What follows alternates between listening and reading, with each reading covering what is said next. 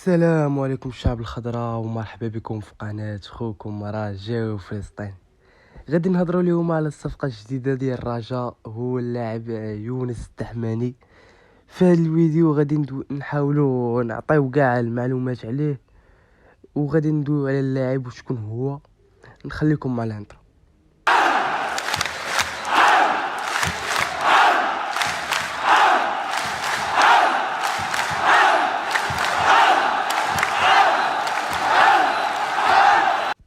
يونس الدحماني وقع اليوم بشكل رسمي مع نادي الرجاء الرياضي بالعقد كيجمعوه مع الفريق لمدة 3 سنوات بعد الاتفاق الثلاثي بين نادي الرجاء الرياضي ونادي اتحاد تشوارقة واللاعب يونس الدحماني. الراجل اليوم كيعلن على الصفقة الثالثة في الميركاتو من بعد شمس الدين قلدين والزيداني. جا الدور على الدحماني، جاهد الأخير من بعد واحد الصراع ماراطوني. الدحماني كانت عليه منافسة من الغريم وبركان وحتى في مصر خارج المغرب وفي أوروبا.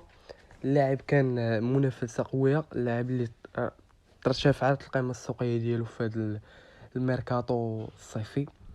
شكون هو يونس الدحماني؟ هو لاعب مغربي كيلعب في تشوارقة، عنده 25 عام، تزاد في كازابلانكا. المركز هو جناح ايسر. كيلعب باليمنيه. ارقام اللاعب قدم مستوى ممتاز مع تشوارقة، لعب معاهم 31 ماتش، ماركا 11 بيت و3 ديال لي زاسيست. امتيازات اللاعب شارك في كونفدرالية مع نادي اتحاد تشوارقة. اللاعب عنده السرعة في الأطراف، عنده لاعب سريع وقدرة على الاختراق الدفاع والمراوغة. هو لاعب بروفيزوان، ولكن الرجاء فيها الضغط وفيها بزاف الحوايج ماشي تشوارقة. مهم نتمنوا خير اللاعب، التيران هو اللي كيحكم. غادي نخليكم مع بعض اللقطات اللاعب.